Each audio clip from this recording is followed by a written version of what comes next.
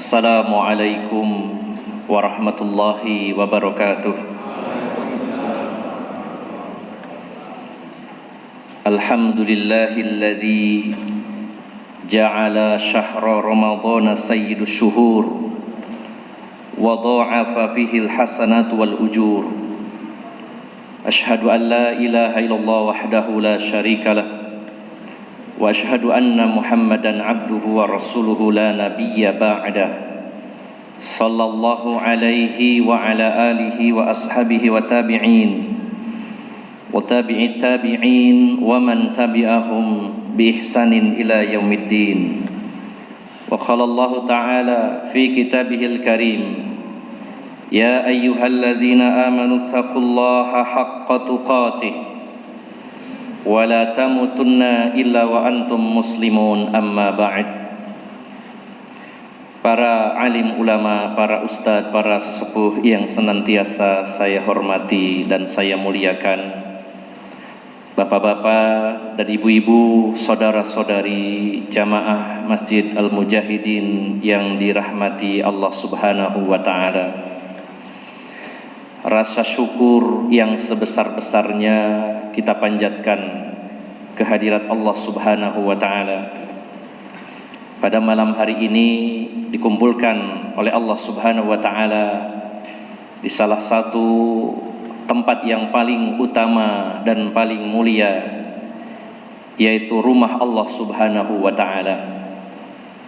Bersama-sama ruku dan sujud kehadirat Allah Subhanahu wa ta'ala dengan segala rasa sukacita menyambut datangnya bulan suci Ramadan pada tahun ini. Bapak Ibu jamaah sekalian yang dimuliakan Allah Subhanahu wa ta'ala,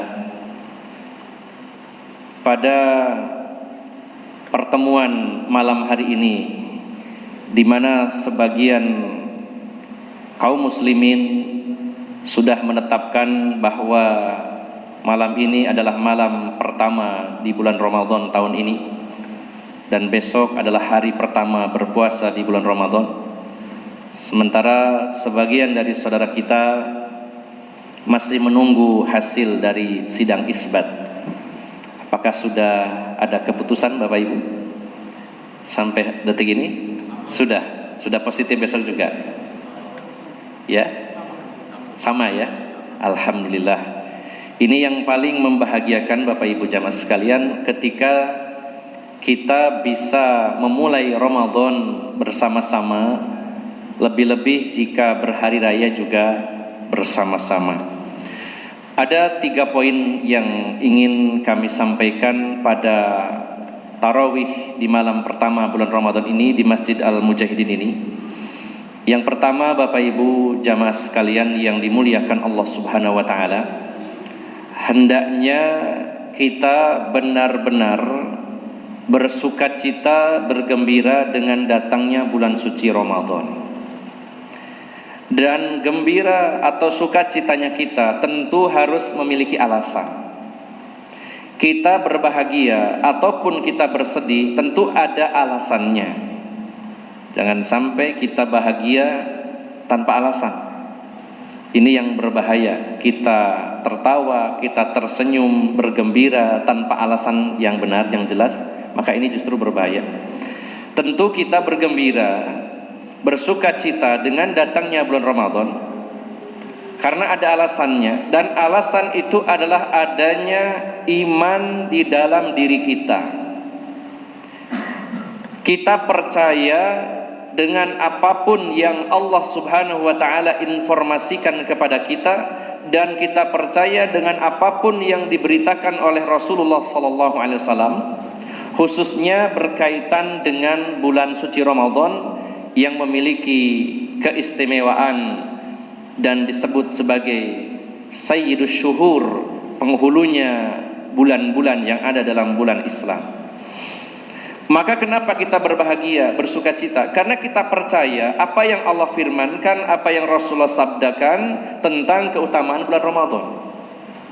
Kalau kita tidak percaya, tentu tidak akan ada rasa bahagia. Maka Bapak Ibu jamaah sekalian, Bila saat ini dalam diri kita tidak ada rasa bahagia, atau kita merasakan hal yang sama dengan bulan-bulan lainnya, maka ada dua kemungkinan. Yang pertama, tidak beriman. Yang kedua, bisa jadi karena kelalaian, karena sibuk urusan-urusan dunia sampai lupa bahwa ini masuk bulan Ramadan. Walaupun ingat, tahu bahwa orang-orang menyambut bulan Ramadan, tapi karena kesibukannya yang mendalam sehingga hatinya lalai, sehingga tidak sempat berbahagia dengan datangnya bulan Ramadan ini. Maka Bapak Ibu jamaah sekalian, mari kita sama-sama introspeksi diri, meraba dalam diri kita masing-masing, bagaimana perasaan kita malam hari ini. Apakah kita berbahagia, senang, gembira, semangat, atau biasa-biasa saja? Atau na'udzubillah, mudah-mudahan tidak ada rasa kecewa, ketidaksukaan kita dengan datangnya bulan Ramadan, karena merasa segala hawa nafsu dan hasrat untuk maksiat seolah-olah terhalangi. Na'udzubillah. Maka Bapak Ibu jamaah sekalian, bagaimana kita tidak bahagia ketika Allah Subhanahu wa taala menginformasikan kepada kita betapa istimewanya bulan Ramadan. Bagaimana tidak bahagia ketika Rasulullah SAW mengabarkan kepada kita semuanya. Beliau menyatakan, atakum syahrul Ramadan, syahrul mubarak. Telah datang kepada kalian bulan Ramadan, bulan yang penuh barokah. Barokah adalah zada khairuhu, bertambah kebaikan-kebaikannya. Dan memang Rasulullah terbiasa, begitu masuk bulan Ramadan, beliau menyampaikan kepada para sahabatnya. Bagaimana para sahabat menyaksikan begitu gembiranya Rasulullah. Karena Rasulullah sallallahu alaihi wasallam yubashiru ashabah. Rasulullah itu sangat bergembira dan memberikan kabar gembira itu kepada para sahabat beliau. Yaqulu, beliau bersabda, qad ja'akum syahrul Ramadan syahrul mubarak. Telah datang kepada kalian bulan Ramadan, bulan yang penuh barokah. Fihi tuftahu abwabul jannah. Di dalam bulan Ramadan itu dibukakan pintu-pintu surga. Ini yang membedakan antara bulan Ramadan dengan bulan-bulan lainnya. Informasi dari Rasulullah SAW, dan kita percaya dan kita beriman bahwa di bulan Ramadan lah dibukanya pintu-pintu surga oleh Allah Subhanahu wa taala, dan itu tidak berlaku di bulan yang lain. Bahkan di dalam hadis yang lain, Allah menghias-hiasi surga setiap hari selama bulan Ramadan ini, dan mengatakan kepada surga, wahai surga, tidak akan lama lagi hamba-hambaku akan memasuki engkau. Ini hanya ada di bulan Ramadan. Pintu-pintu surga dibuka sehingga seolah-olah nuansa surga ada di atas permukaan bumi ini, di mana kaum muslimin yang menjalankan puasa begitu mudahnya mengamalkan amalan-amalan ahli surga di bulan Ramadan ini. Seolah-olah hawa sejuknya surga sampai kepada diri kita sehingga kita merasa mudah untuk mengamalkan amalan-amalan ahli surga. Bila di luar Ramadan kita males-malesan baca Quran, insya Allah di luar Ramadan kita lebih mudah. Bila di luar Ramadan kita jarang sodakoh atau sedikit sodakoh, insya Allah di bulan Ramadan lebih banyak lagi sodakoh. Bila di bulan Ramadan kita seringkali tidak datang ke masjid, maka bulan Ramadan dimudahkan datang ke masjid. Saya bertanya kepada takmir Masjid Al-Mujahidin, malam ini dengan malam selain Ramadan penuh mana Ustadz Sentot? Sekarang ya diakui, ya alhamdulillah, mudah-mudahan bisa terus gitu ya, amin. Ini menunjukkan bahwa ketika pintu-pintu surga dibuka, hawanya itu sampai ke dalam diri kita, kita mengamalkan amalan ahli surga lebih mudah, dipermudah oleh Allah Subhanahu wa taala. Maka Rasulullah mengabarkan fihi tuftahu abwabul jannah. Hanya di bulan Ramadan saja pintu-pintu surga dibuka. Kemudian wa tughlaqu fihi abwabul jahim, ditutup pintu neraka oleh Allah Subhanahu wa taala. Sehingga kita merasakan perbuatan dosa dan maksiat di bulan Ramadan lebih berat kita lakukan. Artinya kita tidak semudah bermaksiat di bulan-bulan lainnya. Sehingga kita rasakan nuansanya ketika Allah menutup pintu surga, seolah-olah perbuatan maksiat, perbuatan amalan-amalan ahli neraka seolah-olah tertutup bagi orang yang melakukan puasa di bulan Ramadan ini. Wa tughallu fihi syayatin, dan dibelenggu, diikat syaiton-syaiton yang menggoda kita. Ini tidak berlaku di bulan yang lainnya. Bahkan syaiton itu mengalir bersama aliran darah manusia. Kemudian ketika sampai kepada hati manusia, dia akan menyelinap dan dia akan mengumpulkan data kita sebanyak-banyaknya. Syaitan akan menginteli kita sebanyak-banyaknya, dan data-data itu digunakan oleh syaitan untuk menjebak kita.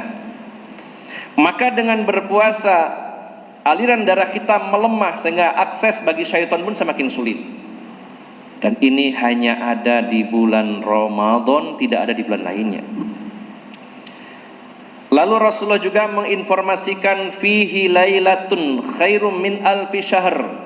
Di dalam bulan Ramadan itu ada satu malam yang lebih baik dari 1000 bulan. Tidak berlaku di bulan yang lainnya. Maka Bapak Ibu jamaah sekalian, tidak akan mencari malam Lailatul Qadar di bulan Syawal. Tidak ada yang mencari malam Lailatul Qadar di bulan Muharram dan lain-lainnya. Hanya ada di bulan Ramadan. Maka ini sebagian saja dari berita informasi yang disampaikan oleh Rasulullah SAW, dan kita percaya. Sehingga dengan kita percaya dan yakin dan iman, maka kita merasa bersukacita dan bergembira. Maka artinya bila kita pada malam hari ini merasa berbahagia dengan datangnya bulan Ramadan, itu tandanya ada iman dalam diri kita. Alhamdulillah. Ini yang pertama Bapak Ibu jamaah sekalian.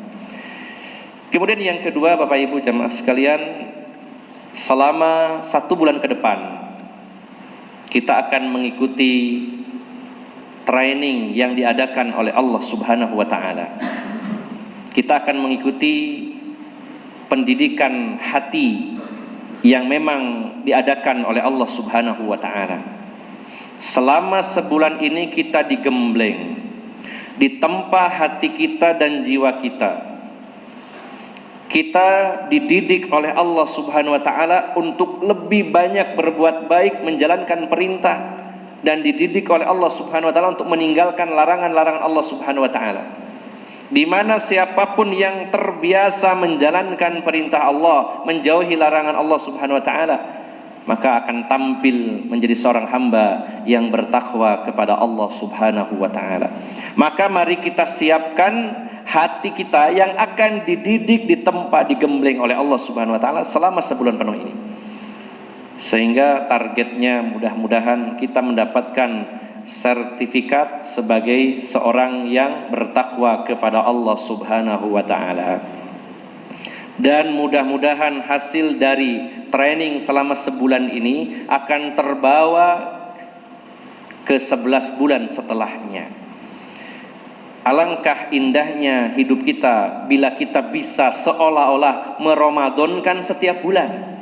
Artinya nuansa ibadah yang begitu kental jangan hanya berlaku di bulan Ramadan saja, tapi di semua bulan.